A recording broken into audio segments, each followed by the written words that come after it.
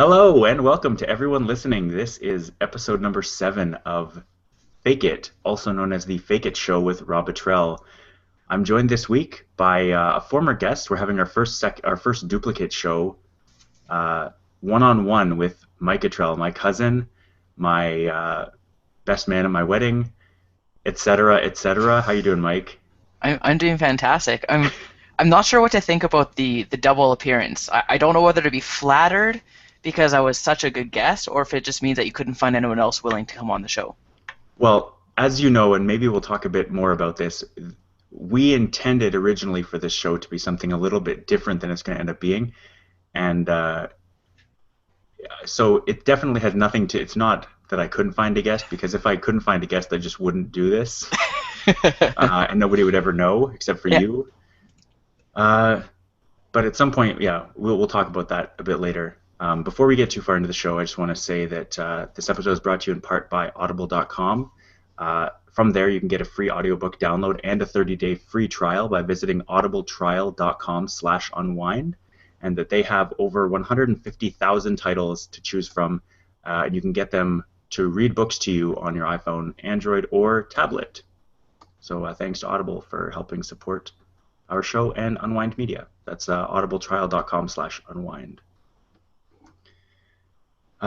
So I have a number of things that I want to talk to you about. Last time you were on, we talked a lot about, if I recall correctly, we talked about family, we talked about relationships.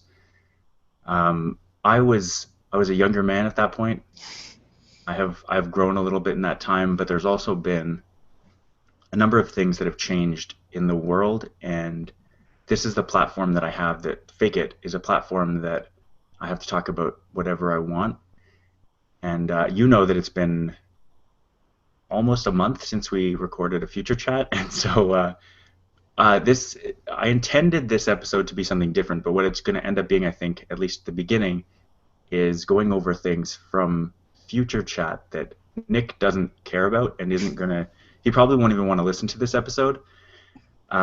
Nick, if you are listening, just skip the next 15 to 20 minutes or so, and then pick us back up, right? Just see if we're done talking about things you don't care about.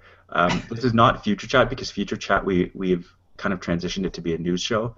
But in the beginning, what we did is focused on different things like digital photography. We focused on social media. We did an episode about smart TVs, wearable devices, all of that. We sort of went really deep on a single topic.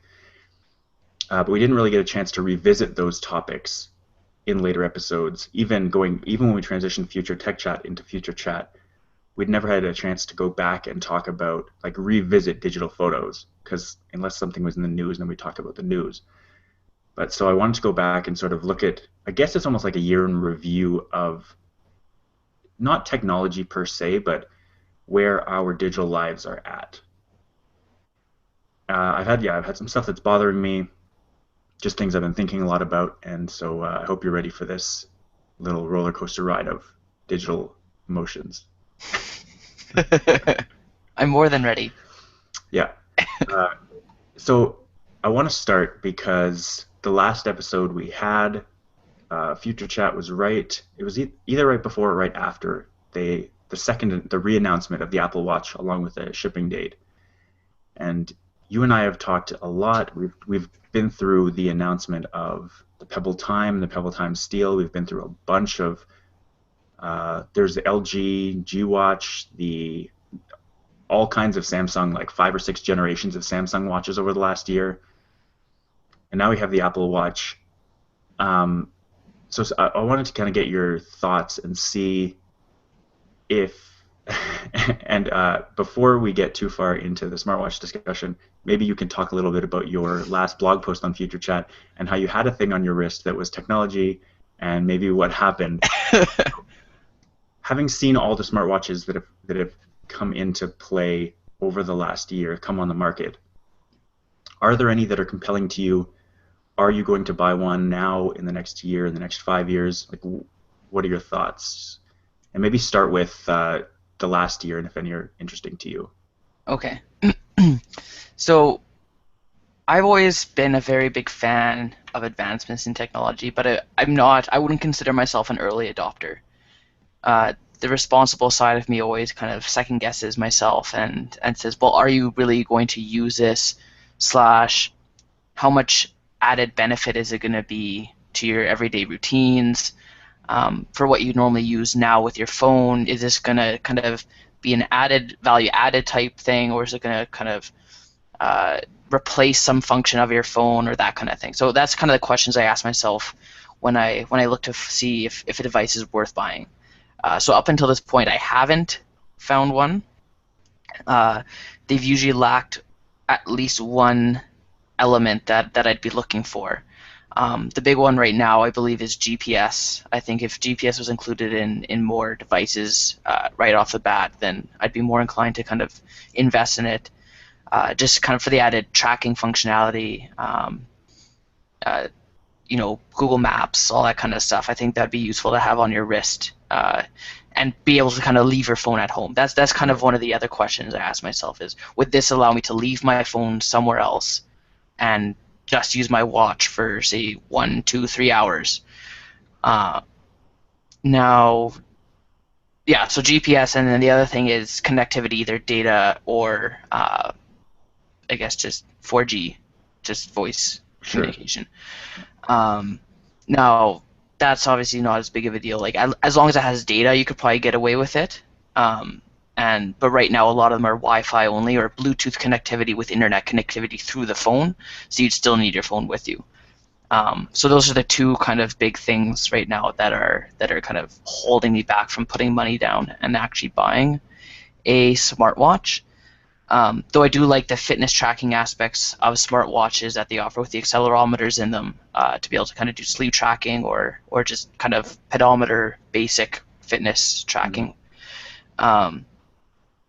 But what they've actually started coming out with now, and I believe the Pebble Time Steel, or the Pebble Time for that matter, advertises the ability to integrate with a smart band. And I think that's a very cool concept, to be able to have, a third-party peripheral device essentially that you can integrate with whatever smartwatch you have. So even if it's lacking, a GPS sensor, or even, I don't know about the data connectivity, if you can kind of put that into a smart band, but say for at least GPS, then you can have a smart band that has a GPS sensor in it, hook it up with your watch, and then all of a sudden your watch has that GPS capability. So I'd like to see where the smart band market is going, and how it can start integrating with a lot of the watches out there and going forward. But for right now, the most promising one, I think, is between, if I had an iPhone, I think the Apple Watch would be something worth considering. Yeah. And the Pebble Time Steel is on the right track as well, because the battery life for that is quite exceptional compared to the LED screens that the other watches have, because it has the e-paper. It can get away with a lot longer battery life. Yep. So I like where that's going, but I don't know. I think I'm probably the closest to investing in a Pebble Time Steel if I were to get one today. The new LG, what's the name of it again? It's like G-Watch Round or something? Is that? No, this is G-Watch R is the original. Then they just came out with the It's probably like G-Watch 2. I don't know. The new one that they have. No, it's not G-Watch 2. It's like a French kind of name attached to it. But, Activité. yeah. Is it? No, that's not the one. That's a different one. Yeah. Let me look it up right now. But it's believable though. It actually sounds familiar. It does. I don't see anything about a different. I just see the G-Watch R. Urbane. Oh, Urbane. That does sound familiar too. Yeah. So that one, for aesthetics, it looks very good. And I was always a fan of the G-Watch design. So the G-Watch R design, I should say. Yeah. So yeah, I don't know. I think between those two for aesthetics and functionality, I'd be pretty close. But I'd still like to see a smartwatch that can kind of replace your phone for a couple hours versus be an accessory. So sure. On that note, the other thing I always considered was getting a fitness tracker. along the lines of the Fitbit or the Jawbone. But the price points for those were always so ridiculously high for what they offer that it was just never made sense to actually invest in one. But then Xiaomi released a fitness band called the Mi Band, and it was $20. So it's like, why wouldn't I buy one? Um, Now, So tell us, why wouldn't you buy one? for fans of the show, you Fans may of know Future Chat. fans of the Future Chat Yeah. anyway, or Urban or Unwind Media, if Yeah. creator things. You might have seen the blog post I made on the unboxing and the initial impressions, and I was impressed by it for especially for how much I paid for it. Now, for those who didn't get a chance to see the blog post, it's basically a rubber band with a little accelerometer sensor that sits kind of where a watch face would be. Like kind Um, of a big pill, like a horse pill kind or of, something. Yeah. well, sure, yeah, for lack of better descriptive. It's pill shaped and it's it looks big. nicer than it sounds. No, yeah, Um, I'm just describing the yeah, shape. yeah. Yeah. So I walked around with it for a good 3 to 5 days, and then I got off the bus one day. I get home, I look down at my wrist, and there's an empty spot where that horse pill is supposed to be. And ironically enough, a couple days prior, I was looking at reviews to see what other people's impressions were, and there were a couple people that said, "Oh yeah, the sensor fell out. The sensor fell out." I was like, "You'd have to be pretty dumb to lose track of that sensor." But apparently, I'm dumb enough to lose track of it, and I have not heard from it since. So You know what? People like you would say that. Like people would say, "Oh, like how could you not notice that fellow? That's like an integral part of your day." But a week or two ago, I lost my keys. They just fell out of my pocket. Like you just don't notice. There's 1,000 other things going on, and it's also that is a design flaw. No matter how you look at it, if yep, people are complaining about it, it's something that you should address. It's not like that happens. That happens to yep. people who are paying attention, who know like you're not staring at your wrist to make sure it hasn't fallen out all the time. I yeah, I have a big beef with companies that have products with design flaws that should be caught. Like at some point you know that's a flaw. Can I give you an example for a minute? Yes. This is gonna. I mean, I guess I should be embarrassed by this, but I'm really not because I think this is a solvable problem. So Julia, for her birthday, got a pull-up bar called the Iron Gym. It's one of the ones that sort of like installs on your door frame. Yeah, It's not the I've one got that one of like those too. that squeezes it, like Yep. sets into the frame. And it comes. It's so you assemble it yourself. It comes with bolts that are two different sizes, two very slightly different sizes. And if you put the wrong bolt into the hole and tighten it at all, you can't get it off. Right. So the bigger one into the smaller hole. Yeah, Yeah. the top, the top of the bolt, which normally has some kind of screw head in it, is just smooth and rounded, and you literally cannot you cannot remove the bolt from this screw at all. I've been trying for 3 days. And if you just inserted, like, if you just made a slot in that metal bolt, it would be a 5-second job. And I have to know, like, there are talented engineers building these products. They know Assumedly talented. this is a broken product. If somebody can twist a wrench once and break the product forever, or require replacement parts.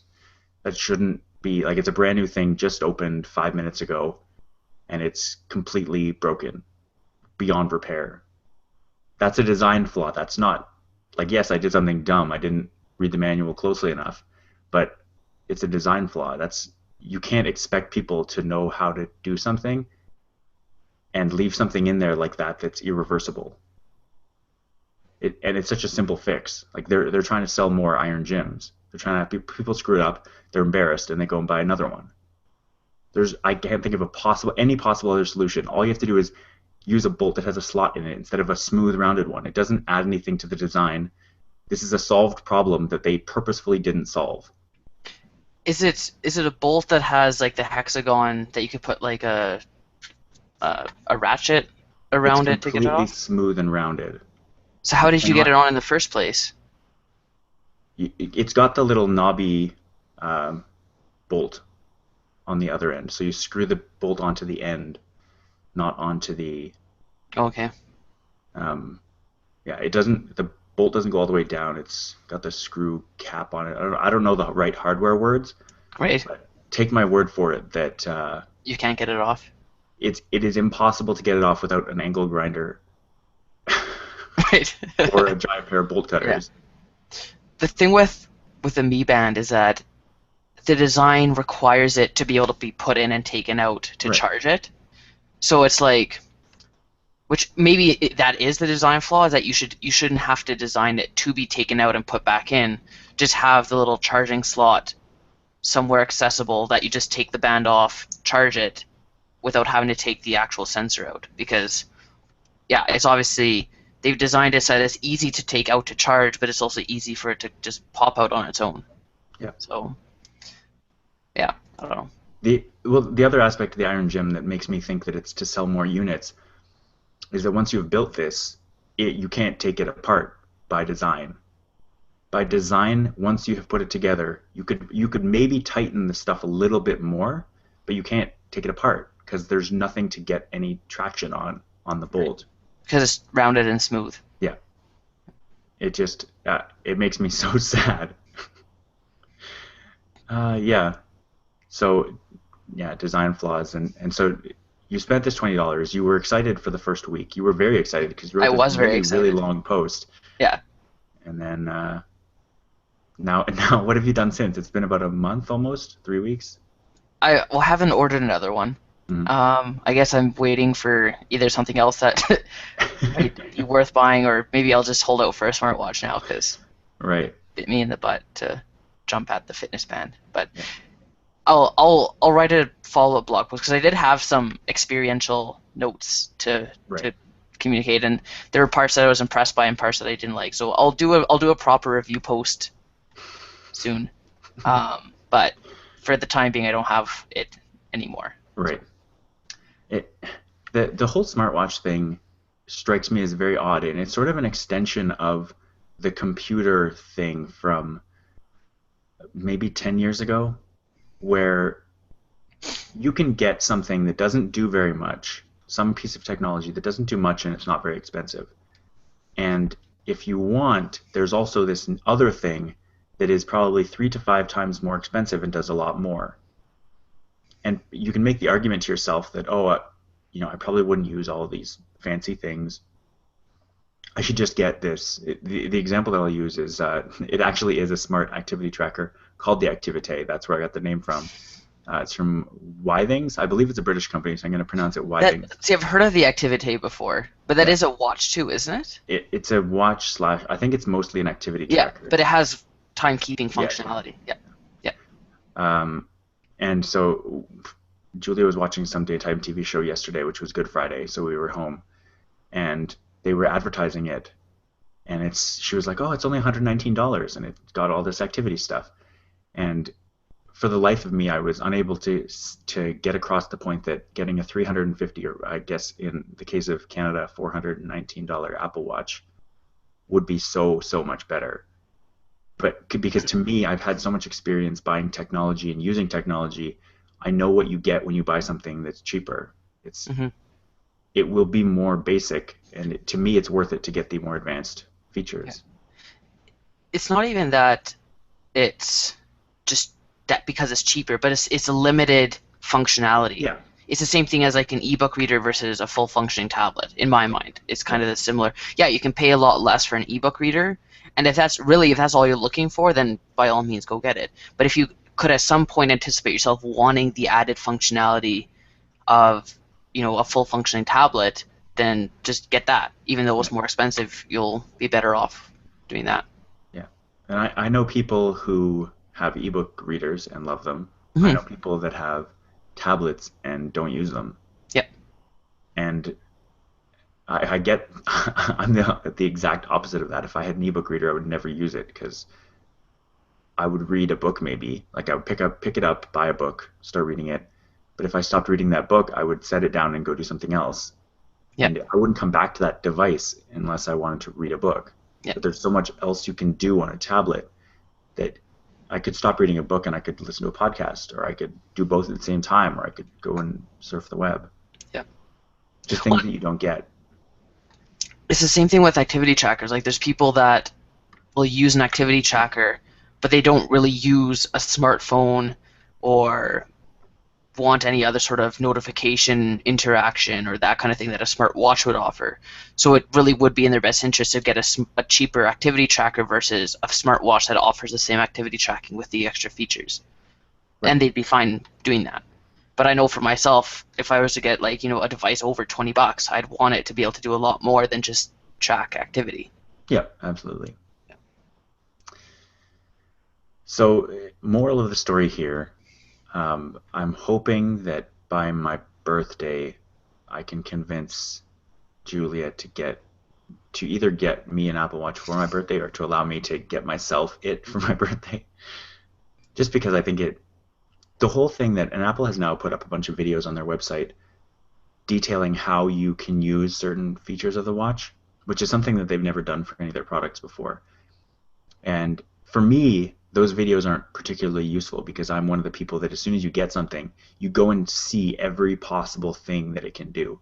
But a lot of people will get a tablet and they'll use maybe 3 or 4 apps on it and they'll never download anything new.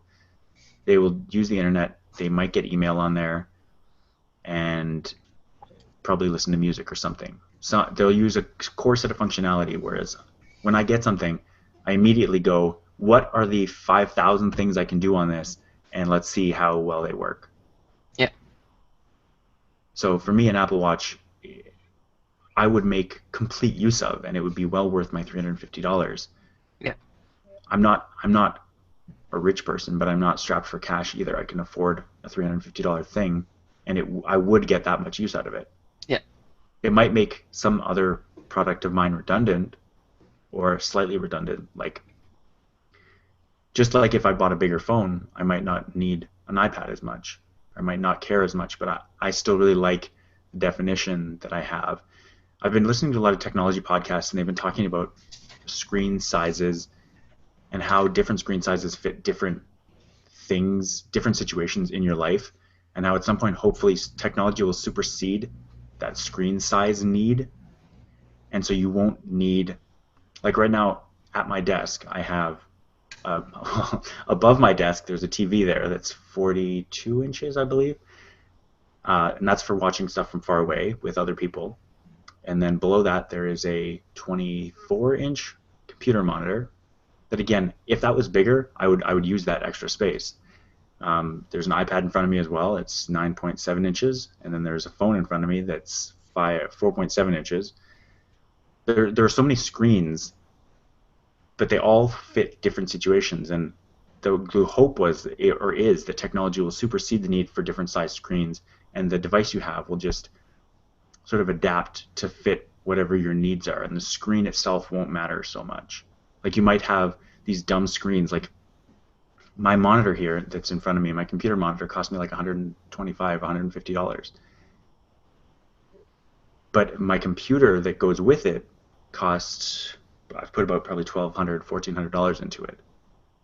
And I have multiple computers. I can't use multiple computers all at once, but I can use, in theory, multiple screens at once. But it would be great if you could buy one really powerful computer, and then it would just connect with all of the screens you have, and you don't need redundant computing power just sitting there. Whenever you're not at home, you're not using your home computer. Or whenever your laptop's closed and you're sitting on the couch on your iPad, that computing power is going completely unused. It's completely redundant. Mm-hmm. And so hopefully technology will supersede that in time. I feel like that should already be a thing by now. I agree. There's Yeah. one of the things going on at our office, or one of the, like our government office, one of the sort of pilot programs they're apparently working on is distributed computing. So having our desks or cubicles would have terminals in them. It would be a dumb thing with a keyboard and mouse that would connect you to a virtual desktop. But Right. you wouldn't actually have any computer hardware there in front of you. Yeah.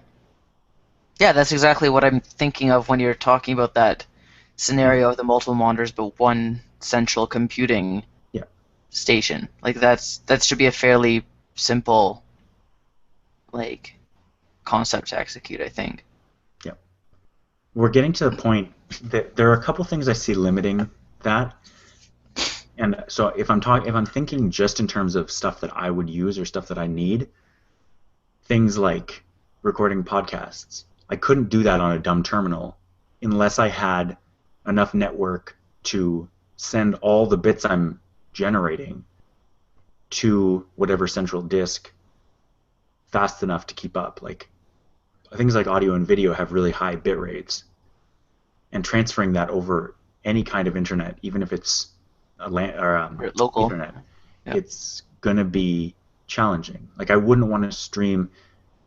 Even I even am a little bit concerned right now that I'm streaming, not streaming. I'm sending or I'm saving this audio for this podcast to my external hard drive and not my actual hard drive on my computer. I've tested it and I know that I'm not losing data, but it's still like it stresses me out a little bit.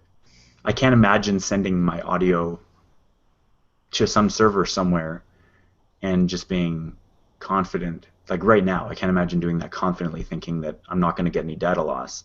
Mm-hmm. But at some point, that will have to be the case. Our networks will be robust enough that we can all do that confidently without having to worry about it. And I've done things like using TeamViewer. I can sit there on my laptop that couldn't probably not handle video editing as well as my home computer. So I'll sit there, TeamView from my laptop into my desktop, edit a video there, and then export it, benefiting from the speed of my home computer. And my laptop, which doesn't have a dedicated graphics card, is going to take longer to do that task. So if I leave it to my desktop, then everything is okay. Somehow we got from wearable devices to this. But yeah, so I'm excited for the future, mostly because hopefully it will make all all these redundant devices actually redundant. Yeah. Okay, so from one kind of stream to a different kind of stream, the next thing I have here that I wanted to, and maybe this can be very brief, streaming TV is something that's getting better. I can actually watch shows now. I used to download The Daily Show because I went to bed well before 11 o'clock. I used to download The Daily Show and then put it onto my iPad, and on the bus to work I'd watch the saved episode that I had. And now, through Comedy Central's Comedy Network, I guess in Canada, through their website, I can stream it. And because I have unlimited data, it works. It works totally fine. For a while, they didn't even have ads on it because when you're testing a platform, you don't want people having problems and also having problems with ads. But now there are ads on it, and it turns my 21 to 22 minute show back into a 30-minute show because between every segment where there would be commercial breaks on TV, they just stick 3 30-second ads in. Mm-hmm. And even that, like, I hate because in the morning, if I'm trying to get ready, I don't have half an hour. I have like 25 minutes.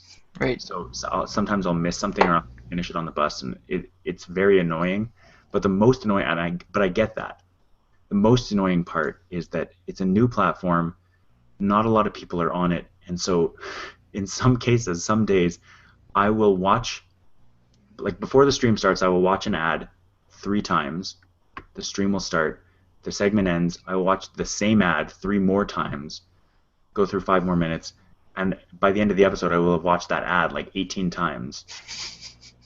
And and you really want to buy Kleenex now. Well, the one that I've seen most, like Hotels.com, is one that their commercials are really annoying. They often don't actually advertise use cases for their service.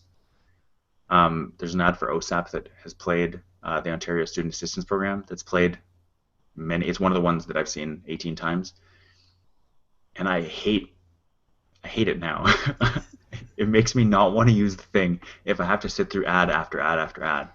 and people have complained about this. So TSN and CBC both have pretty good streaming services, but their ads tend to be really repetitive. So you get Yeah.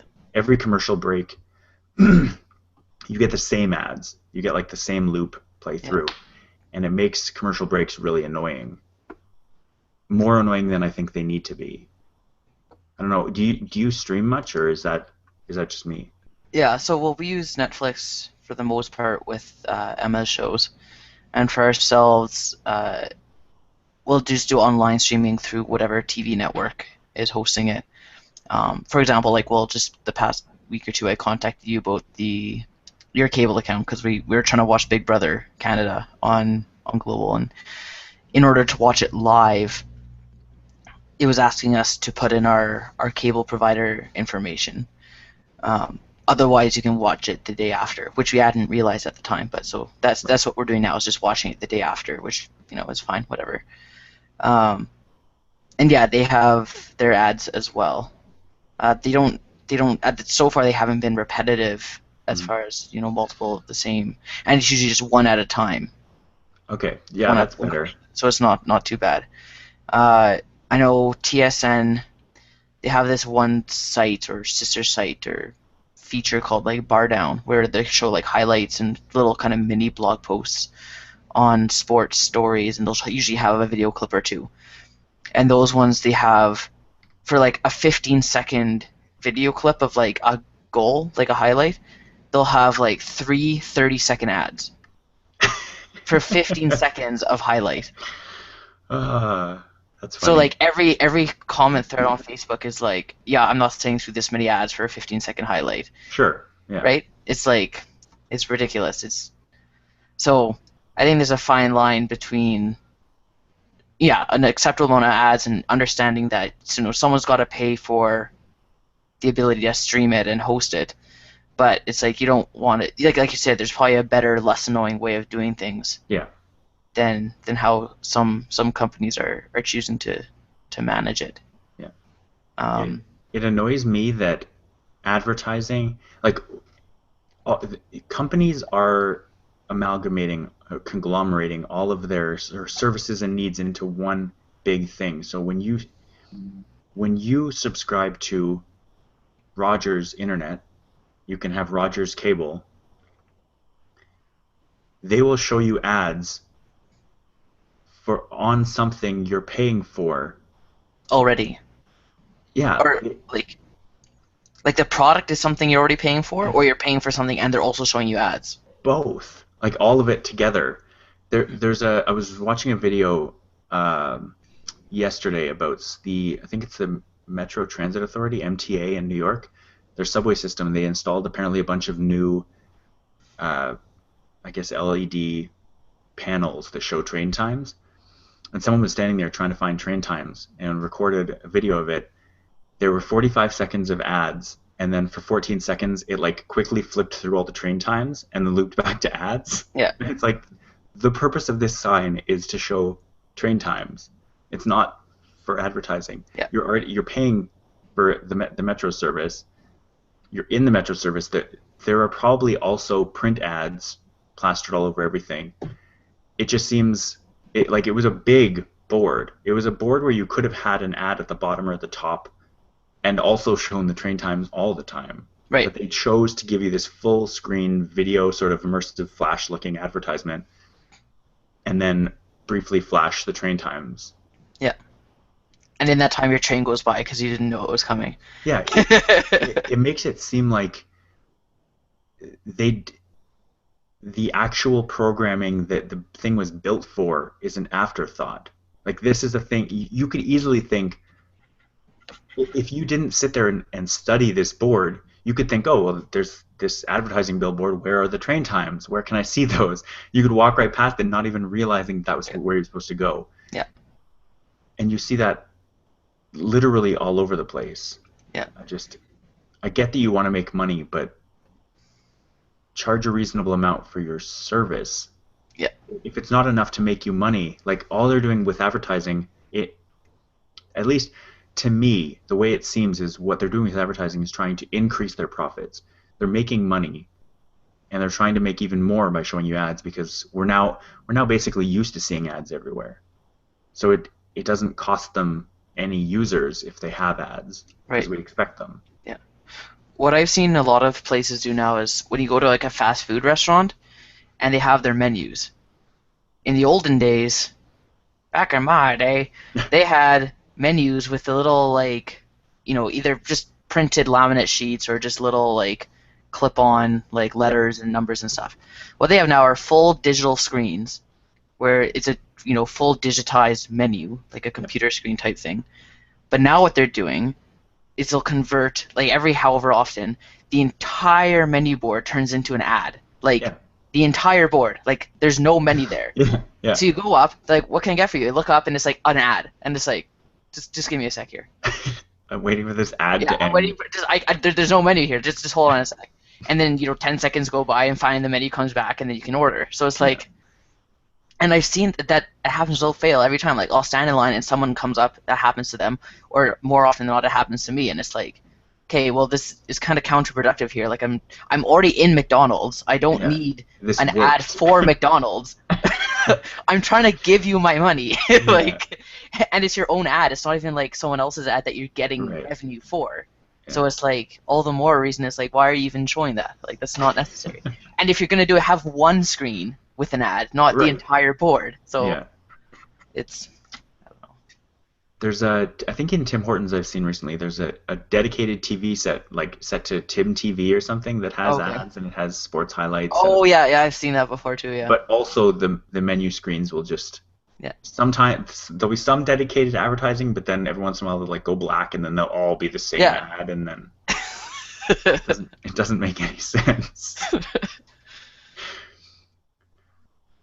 So TV I think is getting better in that companies are starting to go to realize that the internet is a thing that's kind of here to stay and that they have to Adapt. work with content and people are going to DVR things. People are not going to watch at whatever time they specify. People are going to fast forward through commercials if they're watching on actual TV. So people that don't adapt are going to, like the print industry as almost a whole, are going to start dropping off. I don't like Fox News. I don't see it existing past the like baby boomers starting to get into their 80s and 90s. That's going to be the end of Fox News. I don't see any new customers coming on now. And I honestly have no idea if Fox puts any of their stuff, like streams any of their stuff online. You're starting to see, I think NBC made a deal that they're going to start. And again, there's a whole thing. In Canada, we get nothing. We get almost nothing streamed. So when NBC does announce something like, "Oh, we'll be streaming a select set of shows live on the internet," if you have, again, if you have a TV subscription already, so it's like that makes defeats the whole purpose of this, and then B, we're only going to show it to people in the country where the broadcasting corporation is. So NBC will only stream this stuff to the States, and that's a small fraction of the world population. And there's also thousands, if not tens of thousands, if not hundreds of thousands of sources of entertainment now. There's not just three TV channels and then the radio. You Hmm. have an endless number of things. And so if your show isn't good and it's also not like it's really hard to get, people aren't going to pay attention to it. Yeah. I've had issues watching, like the new season of Community came out or is coming out now on Yahoo Screen, but it's only available in the States. So if we want to watch it, and there are so many Canadians that do want to watch it, it's really hard to watch, and B, the people that do watch it in sort of illicit or less than reputable ways, you can do it through VPN, you can torrent it, whatever. The companies that are making the shows that are investing all this money into it aren't getting a good gauge of what their audience actually is.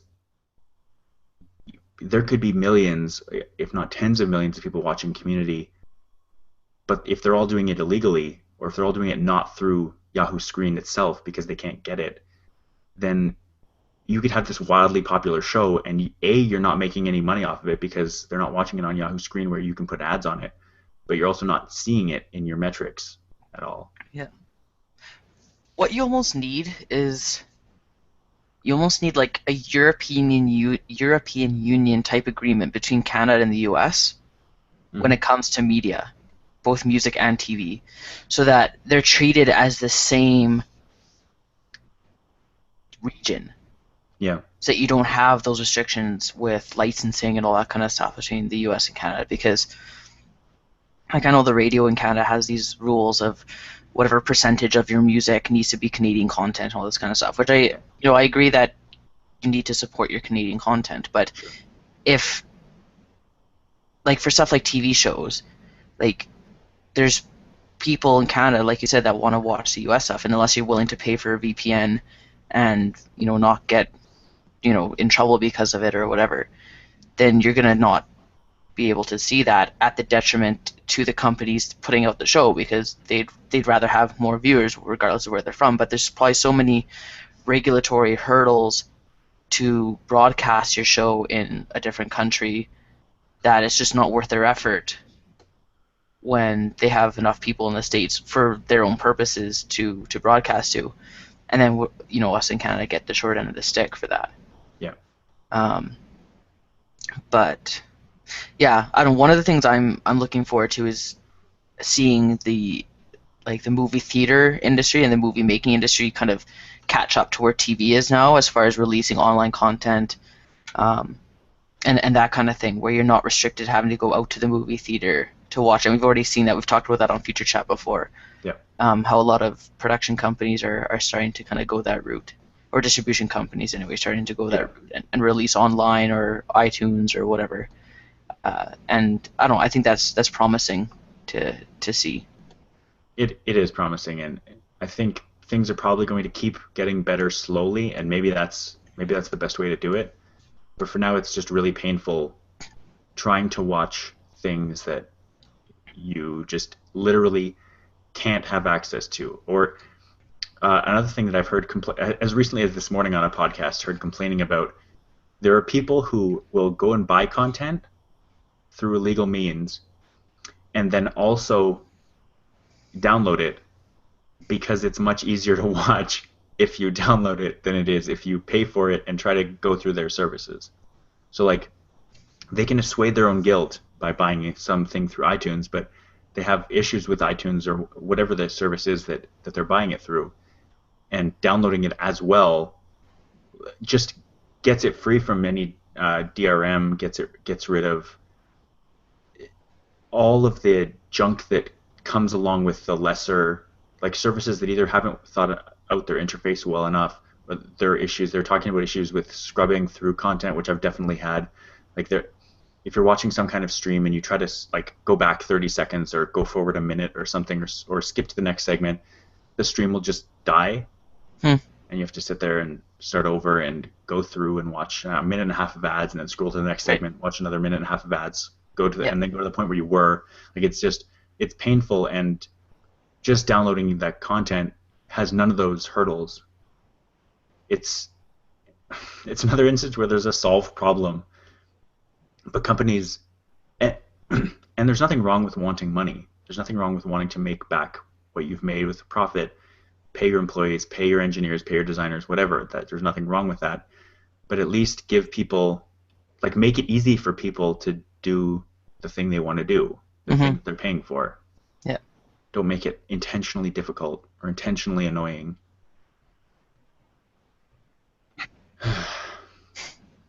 So I think I want to move on because this has taken a very long time already, and there's other stuff that I do want to talk about. But before we do that, I'll just say one more time. So you guys, the dear listeners of Fake It, um, are going to get the chance to get a free 30-day trial and a free audiobook from audible.com. That'll give you the opportunity to check out their service. You can cancel it at any time. It helps out the show. And so I just want to talk briefly about a book that I started reading, or I started listening to from Bill Nye. So Bill Nye's new book, Undeniable. I'm sure you've heard of Bill Nye. I'm sure if you're in Mike and my age group, you watched his TV show, which apparently might be coming back. So, Really? Wow. or in some form, it might not be exactly the same show, but so he's got a new book out called Undeniable. If you listened or watched his debate with Ken Ham last year, might have been even 2 years ago now, at the Creationist Museum, he talks a lot about evolution. He talks about climate change. He talks about vaccines, I believe, as well. It's a really great book so far, and you can find it yourself at audible.com. If you use our code audibletrial.com/unwind, you can start a free 30-day trial, as well as get, for instance, Undeniable by Bill Nye. One more time, that's audibletrial.com/unwind for a free audiobook. So thanks again to audible.com. Okay. One of the things that I want to talk to you about for a little bit is what I'm going to call, I'm putting it under the heading of backup solutions, but really it's online file storage, cloud storage. We talked about it almost a year ago now, if not a full year ago. Neither of us was paying money for any online storage. Can I confirm that you are still not paying any money for cloud storage? That is correct. Neither am I. I have. I feel like this is going to be really tiresome to go through, but I have something 15 gigs of Google Drive storage. I have 13 gigs of Dropbox storage. I have 20 gigs of Creative Cloud storage. I have 5 gigs of iCloud storage. I have 170 something gigabytes of OneDrive storage because they had that 100 gig crazy promotion some time ago. What I really want, some of these services, especially Google Drive, I think for me, are really, really good deals. You can get 100 gigs for really cheap. You can get a terabyte of storage online for really cheap. But I haven't yet. What I have, the free tier, has been good enough. And more than that, the reasons to upgrade have not been compelling enough. I would love to be able to, like, I have now 5 podcasts. I would absolutely adore the opportunity to be able to pay for Google Drive storage, host the podcast files on Google Drive. I know Google's content distribution is amazing, so you wouldn't have any lag. There'd be really fast downloads, all this. But the free tier of Google Drive lets you download, it only lets you download a file up to 30 times per day, I believe, and then it doesn't say you've reached a quota or anything. It just the link ceases to work. And if you pay for Google storage, you don't get any extra benefits. You still get that 30 download limit. Same thing with Dropbox. Dropbox has 20 gigabytes per day of bandwidth for shared files, like public files. If you pay for an account, it goes up to 200 gigabytes, but if you're hosting audio or especially video files, you will go through that very, very quickly. Like, really quickly. If your content is popular at all, you're going to go through that.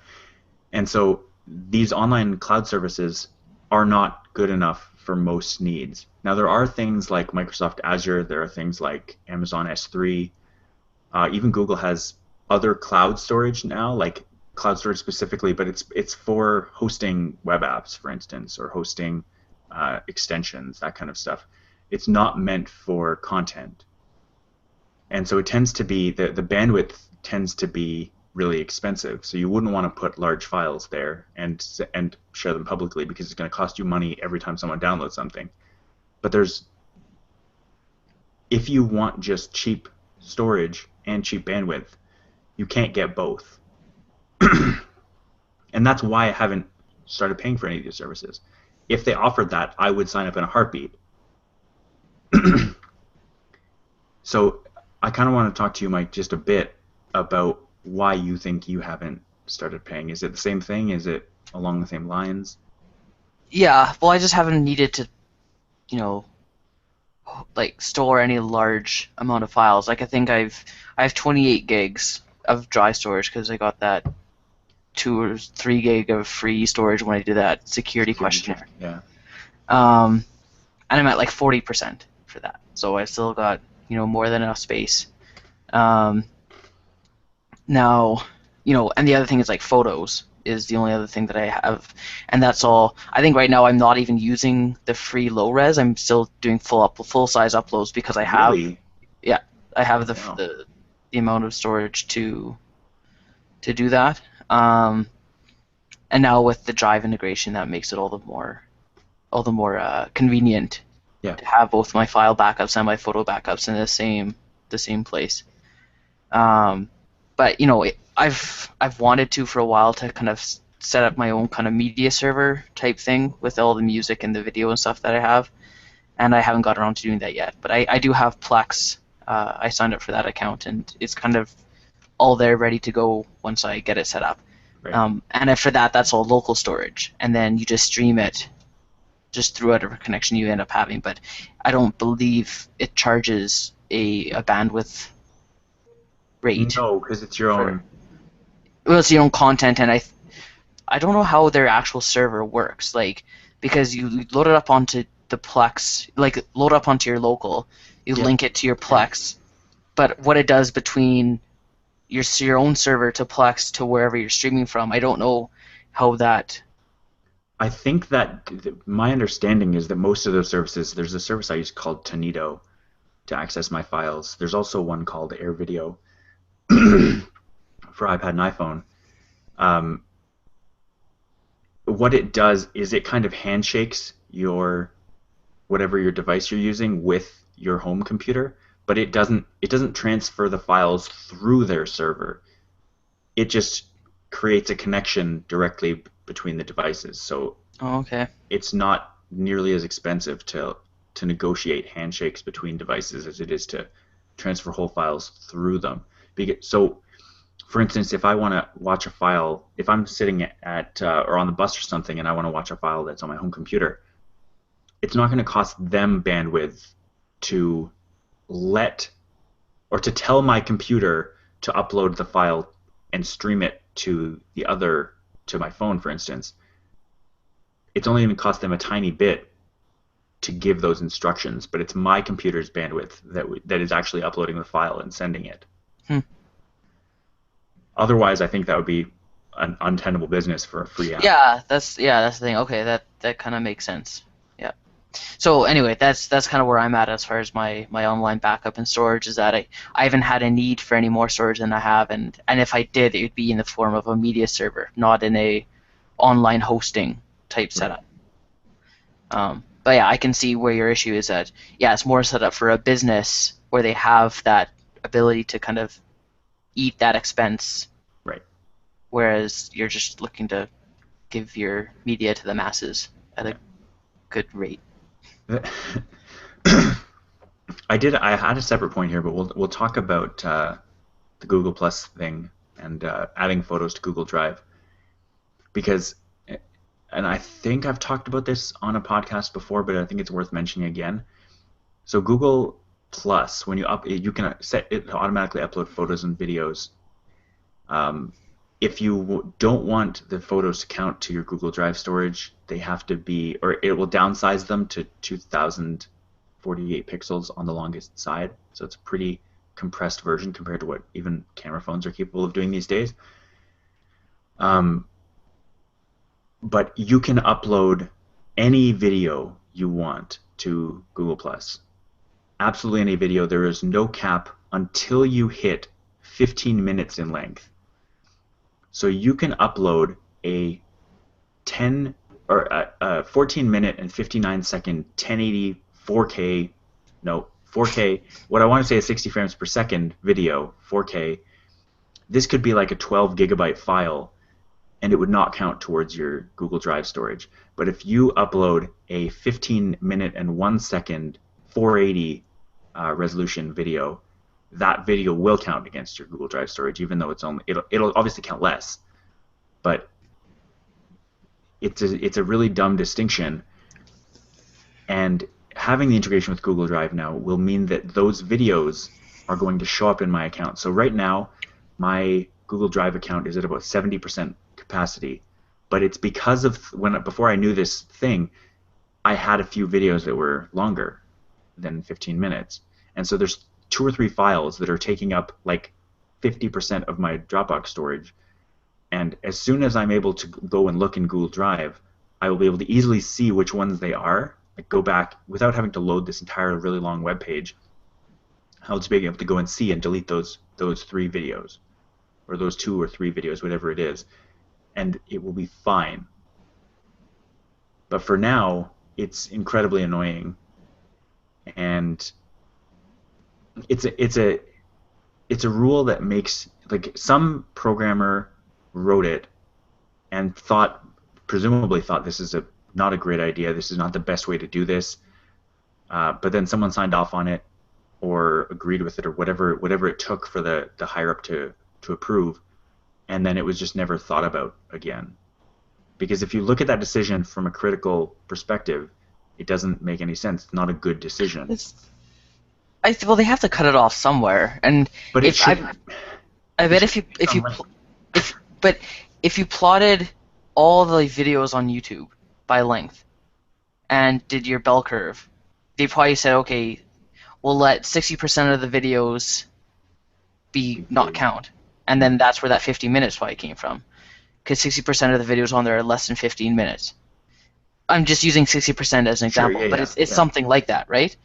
So then they still want the majority to be free, but it's like, well, for those that are using it, say like the people uploading longer than 15 minutes, they're not just clips of like their baby laughing. It's like more than likely some sort of like a recital or something, semi-for-profit type thing, right?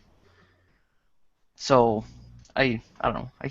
I get that. The only issue that I have with that line of reasoning is that YouTube is completely free, and you can upload like an 8-hour video if you want, and it doesn't count towards anything. It's completely free. So there's no distinction to me. Well, YouTube, they have, like, they generate ad revenue through YouTube. Well, if you choose whether you want ad revenue or not. To a point, I think they still. I don't know if I think YouTube itself still has ads kind of on its page, right? Like you have ads, but you right within your own video, yeah, you choose. You even get to choose display ads, the ones that sit next to your stuff. If you don't want ads, my understanding is that you won't get any anywhere. I guess what I mean is YouTube is designed to host videos and is a revenue-generating vehicle, whereas Google Plus doesn't rely or isn't even designed to generate revenue through anything at this point. Like there is no ads. There's no ads in your stream. There's no ads on Google Plus, but there is there is an ad platform using Google Plus. It's just not on Google Plus. Okay. But I guess that's the distinction, is that Google Plus isn't already an ad revenue vehicle, so you can't just have it as a free-for-all the same way YouTube is. Right. But interestingly, you can upload a 20-minute video to Google Plus and then go to your YouTube channel that's associated with the same account and import that video to YouTube, where it will become free, and then you can delete the old one. There are ways around this, but it just seems like an arbitrary cutoff that, again, maybe they did it for this sort of bell curve-y reason, like most videos won't get to this point. So we have to draw the line somewhere. Just seems weird. It just seems arbitrary more than weird. Yeah. I don't know. So basic story, no paid backup so far. Correct. And you're okay with that for now. Yep. Even if it's $2 a month for 100 gigs of Google Drive storage, it's not worth it at this time. I'm not at the limit, so there's no sense in me paying for it. What I want to do is compress, because right now I have a bunch of certain kinds of files, things like my resumes, cover letters, that sort of thing, and then pictures and podcast files as well, hosted in Dropbox. They're like backed up to Dropbox. I have a bunch of other files like notes and stuff, and obviously the Google Drive or the Google Plus photos backed up in my drive. What I would like to do is have one place where all of it is, and that would get over the limit of any of them. Mm-hmm. But for now, laziness and sort of knowing that none of the solutions is perfect for me right now means that I have to sort of wait Yeah. and keep them separate and keep everything very broken. Use certain things for certain products, and it's just all very fragmented. Yeah. Well, because what I have between Dropbox, Drive, and Box, like I have 50 gigs with Box, and then but they have file upload limits, and then there's Drive, and then Dropbox. So Dropbox has their auto upload, and that I still use for photos and videos, which I don't really need.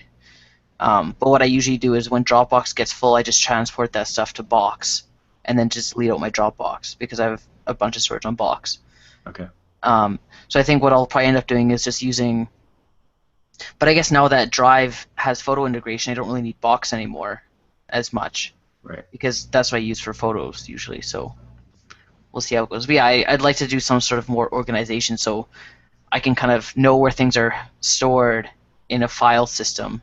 And like you said, with resumes or whatever, then I can kind of go right into it and know where it is versus, oh, I think that's on Drive somewhere, and then have to sort through all my randomly uploaded Drive files that are all in just the main. They're not sorted in any sense. Right. Yeah.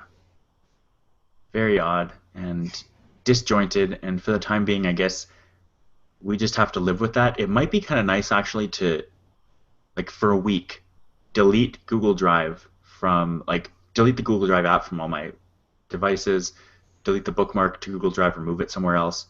Like, not use Google Drive for a week. See if I can put the stuff in Dropbox or use something else. And then the next week, do the same thing with Dropbox. Like, put Google Drive back. Or if I need Google Drive, put it back. And then go to Dropbox, do the same thing. Remove the Dropbox app, remove all those files, see what I need. And then, like, you're not deleting any files permanently because they're all still backed up. But just seeing if you can go without the thing for a week to see if you can sort of compress your life down. Yeah. In some ways, it's kind of nice to diversify and not have all your eggs in one backup basket, but it's really annoying and complicated to actually go through with it. Yeah.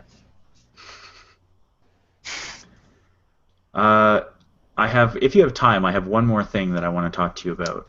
I always have time for you, Rob. Well, that's very nice to hear. And this is something, again, that I think we've probably talked about this offline. I might have mentioned it briefly on Future Chat. I feel like Facebook is forgetting about me. Have you ever experienced anything remotely that you would describe as Facebook forgetting about you? I don't know. I can't say. I sometimes I'll post an article and I don't get any response to it, and I kind of get sad. Mhm. But I don't know if that's just because people don't care about what I post, because that's equally likely. I guess it's nicer to think that Facebook was doing it than people actually aren't interested in what you're talking about. But Yeah.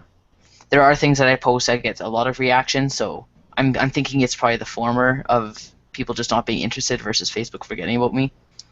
But what are your experiences with it? Maybe I can get some insight. So I know that there's a while back where and you remember this, I'm sure, where I was very excited to have very few friends on Facebook.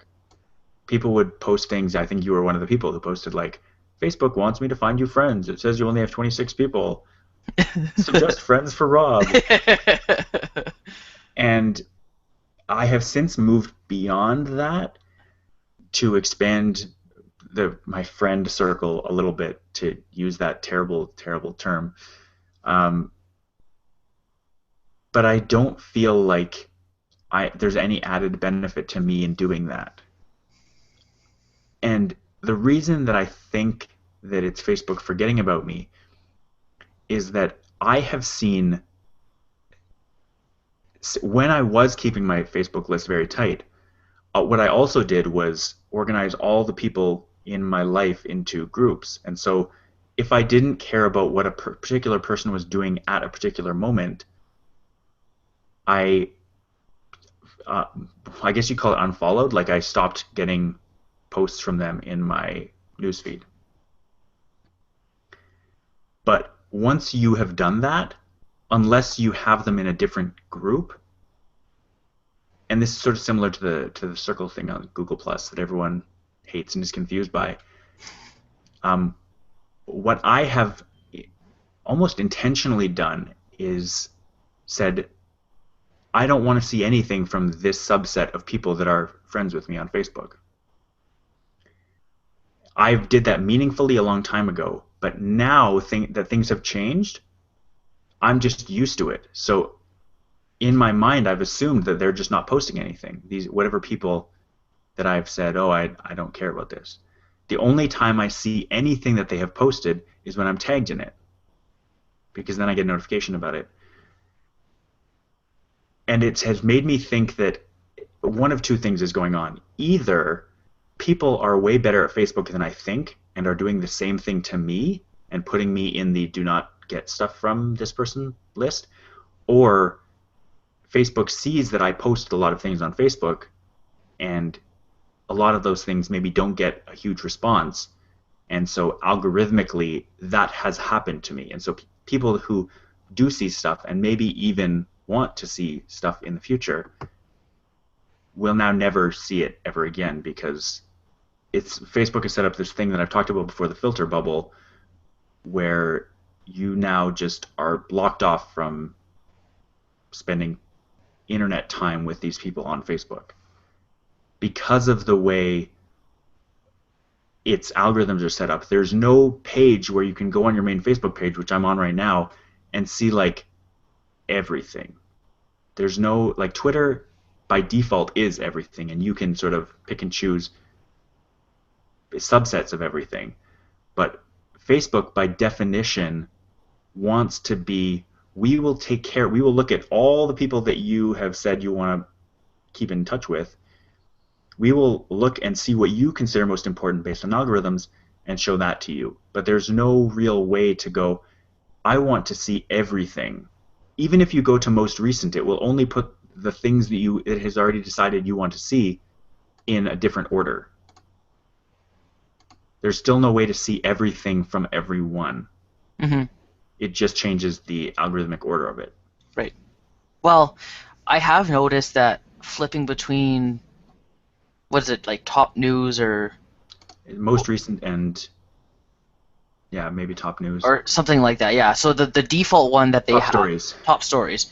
So top stories is the default stream view. Yeah. You flip between that and most recent. I have noticed that some posts show up in most recent that weren't in my top stories when they should have been in a chronological basis, because top stories still is semi-chronological, but it will bump posts that get more activity than others if it was buried and then comes back up. But it's still semi-chronological if you go down. But then the most recent, there are some that show up in most recent for me that aren't a top story. So sometimes I'll randomly kind of check most recent, but what I'm finding, if I can add a different element to what you're saying, but it's kind of semi-related, that I'm finding myself, when I follow a page, say TSN or Android Central or, I effing love science or whatever, when you follow those pages, I find that Facebook favors showing those over some of your friends. Yeah. And I'm worried, because there were a couple of the last couple of days that I kind of followed, because I was like, oh, that's because people will either share a post from a page or they'll comment on it or like it, and it's like, oh, maybe it's worth trying to follow this page for a bit to see if they post anything interesting. But now I'm worried that after liking a couple pages, that's now I'm only going to start seeing just pages. I'm not going to see any updates from friends, because like I have you on notifications, I have Maria on notifications, because I find that if I don't, the stuff doesn't make it to my feed. Right. Sometimes. And what I'm seeing a lot of pages do is they say, hey, follow us and make sure you turn notifications on so that you don't miss our posts. Because it's the same thing. If a page puts out a post, it very rarely makes it to the majority of their followers. Right. It makes it to a small percent unless you pay for it. Right. As we've seen many people attest to. So And then another guy on, I think it was The Verge, um, he just decided to like all pages, like everything that he could, and that's what his feed turned into. Was just all pages. It wasn't any updates from any real person or just individual person maybe. Yeah. So Facebook obviously favors that type of feed content. So I see what you're coming from. I see where you're coming from, and that's the thing is that the majority of people will just follow pages. Yeah. Like, so the chances are they probably aren't seeing your stuff. If Yeah. the friends that you have like a bunch of pages, that's all they're gonna see. So Yeah. And so you don't even know, you don't know what Facebook is. You just know what Facebook thinks you want to see. yeah, So you could say like, oh, Facebook's getting so much worse. I just see all this page stuff, but like that's not an indication of you. That's an indication of Facebook. I, what do you mean? like, what's the best way to explain this? There, people, they want to see. It's undeniable that they want to see what they like. Sure. But what ends up happening is that if you haven't already liked something but you would like it, you still don't see it. It only can consider your history. It can't discover anything for you. When it comes to pages, it might suggest friends for you, but and I think it will always favor pages over people. I think that Yeah, no, yeah, because pages are what's going to pay the bills. Like yeah they'll pay for the more exposure, whatever. And but I think Facebook does do some sort of level of discovery because if it says so and so liked this, like liked a post, hmm often it's a post from a page, yeah like, and by that way you're getting exposed to that content, and you may like that page as well. That happened to me a couple yeah yeah yeah times, right? yeah So in a sense, they are trying to discover things for you, but in their own self-interest, yeah as far as yeah getting those pages more followers and more revenue. So now, Facebook doesn't have the same type of system that Google Plus has, where you can filter into circles and have like a friends only they circle. do And have that. do they? Yeah. I know you can post to specific groups. I don't know. Can you? But you can't filter your feed to be You can. restricted to. Can you? Yeah. There's a tab on the left side after all the groups and whatever you're part of. After Oh, apps, the there's a lists. thing called friends. Yeah. So I have a close friends. I don't know. Would you call it a list? Yeah, I guess they call it a list. You Yeah. can manage list, Yeah. and you'll see. This is literally. Oh, this is almost all you. I'm your only close friend. I think you just did a lot of stuff yesterday. You liked a Maybe. few pages and you posted a Yeah. couple things. Nick's on there too. Yeah. There are a few people who like a lot of things, and I think you end up seeing a disproportionate amount of those kinds of people. Like there are 14 people on this list, Hmm. and it's dominated by a few because they're the people that are going around liking all kinds of things. Right. And that's good, but it stunts what Facebook actually shows you. But if you are able to do that, then you can get that element of seeing everything if you have a list of all the non-page Right. people. Like, Yeah. okay. Yeah, you can. Like that's my workflow of Google Plus. Is I'll go into Google Plus, I'll have my circles, and then I just treat it as almost an RSS feed. Then I'll go to like my tech circle, and then I read all the tech news. And then Right. go to like my news circle and read all the news. And I'll go to like my people circle and see all the updates from like actual people, not Yeah. news or Yeah. comedy or tech or whatever.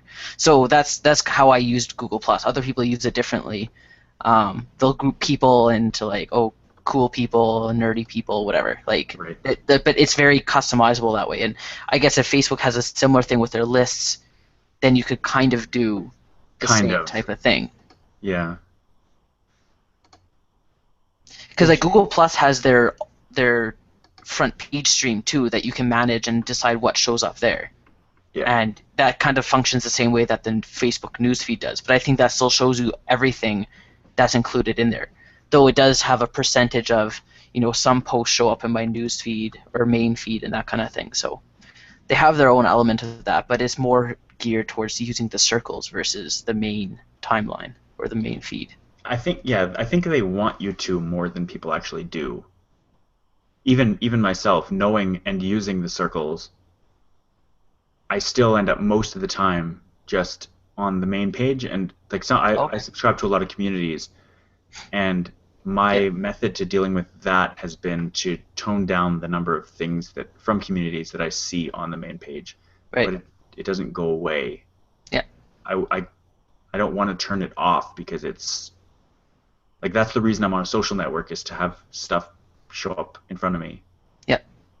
So you don't visit the actual communities then? Rarely, if ever. That kind of stuff I mostly do on Reddit. Okay. I've started using it a lot more, and mostly just sitting there watching, but like there's a podcasting thread and I go on there and comment on stuff and ask stuff. Yeah.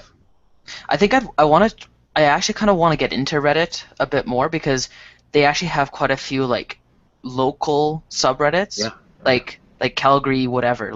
And I don't get enough of that. Like, I've circled a couple people on Google Plus that are Calgary or at least like Canadian, so it's a bit more relevant to what I do on a daily basis. But it'd be cool to kind of get more involved in the Reddit Calgary community to see. It's like, oh, this is going on this weekend, or oh, what did you guys think of that break-in on like Cranston Avenue the other day? Like just more locally relevant stuff that you're interacting with online. So it's interesting because with being interconnected, having the internet available, you can be friends with someone who's on the other side of the world and keep in touch more than you do with your neighbors. But the thing that you're talking about is kind of using the internet, because like it's almost taking the internet one step further. Yes, you can connect really, really broad strokes, but you can also take it and connect better with people that are experiencing the same things as you right near you. Yeah.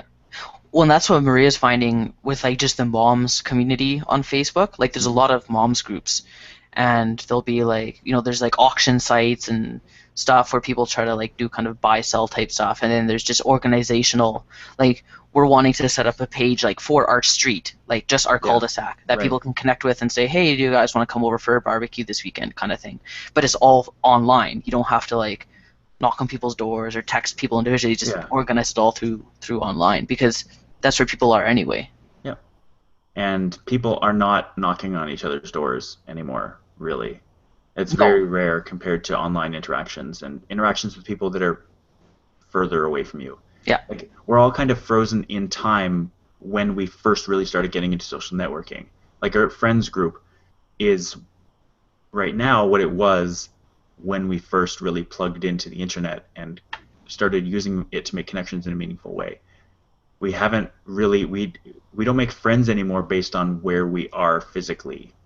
We make friends based on common interest anywhere around us, and we keep the friends that we've had when we used to be near them back when that was a thing. Yeah.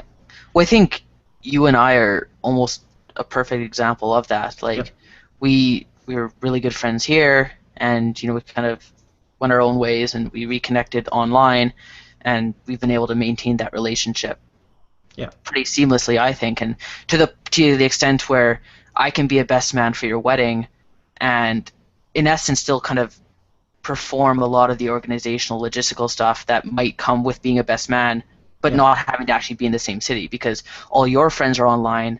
Like a lot of businesses do their business online. You can just, worst case, you just pick up the phone and call across the country, but you don't actually have to physically be there. Even like with renting a suit, like I can go to Moores here, book it under your group number. They'll have it set up here. And they'll have it set up there when I go. So it's like, that's like magical. Like, like it removes all barriers of geographic proximity, right? So, I don't know. It's an exciting time to be in. I like that part. The part that that concerns me about this, and it's the reason that I am depending less and less on Facebook to actually communicate with people and more on Twitter, is that, like I said, Twitter by default is everything. And if you want, you can get more specific. Whereas Facebook more and more is becoming almost nothing by default. Like they have a set algorithmic number of stories that they want to show you per hour, per day, whatever. And if you are friends with or like more pages than that amount, they will filter out whatever they consider to be least important, whatever that is, and it's based on your history.